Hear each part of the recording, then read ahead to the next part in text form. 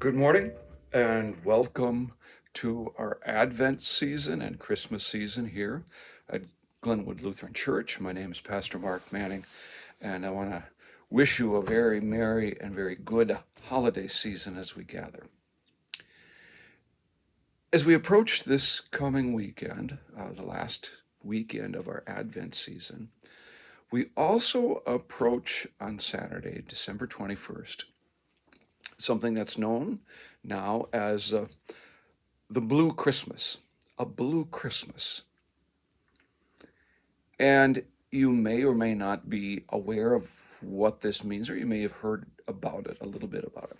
Now, the first thing, okay, it is not really about the Elvis Presley song, as nice as that song might be, and as much as you might love it.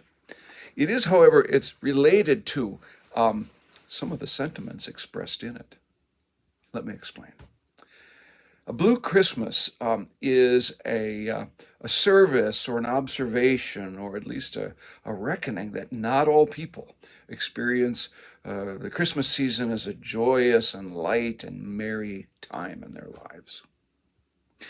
On or around about 1990, and no one really knows for sure exactly where and who began this, but on or around 1990, on the shortest day of the year, December 21st, um,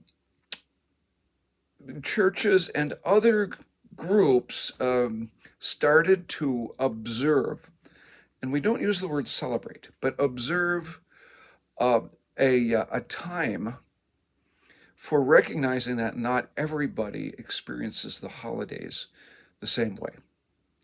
Um, for many people, it's also a period of grieving, and very significantly for those significant numbers of people who are dealing with mental illness in one way, shape, form, or another, themselves or in their family, it's a time where they experience a worsening of their circumstances and their feelings.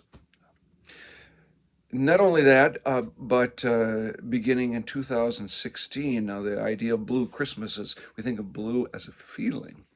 But in 2016, a particular a person wanted to recognize and remember also those who had passed away and died over the last year, who were police officers, those who wear blue, even though they might not all wear blue.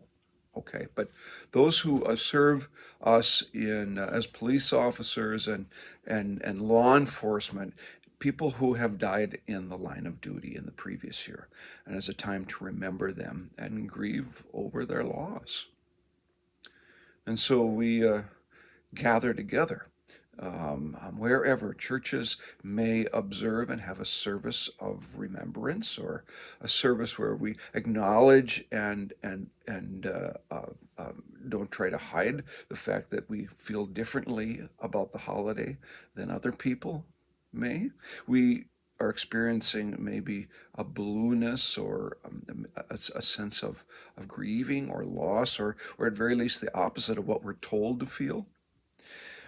It's important because Christmas can also be a time where many families are experiencing the loss of someone since the last Christmas. It's that first Christmas without someone that they love dearly.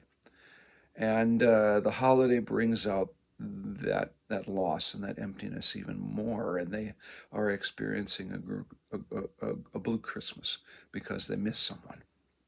So as we come up to this Saturday, let's be aware of, let's, as a church and people, be observant and be sensitive to people in our congregation, or people in the lives of our congregation, who are joining together in a Christmas where they are especially aware of the loss of someone and they miss them.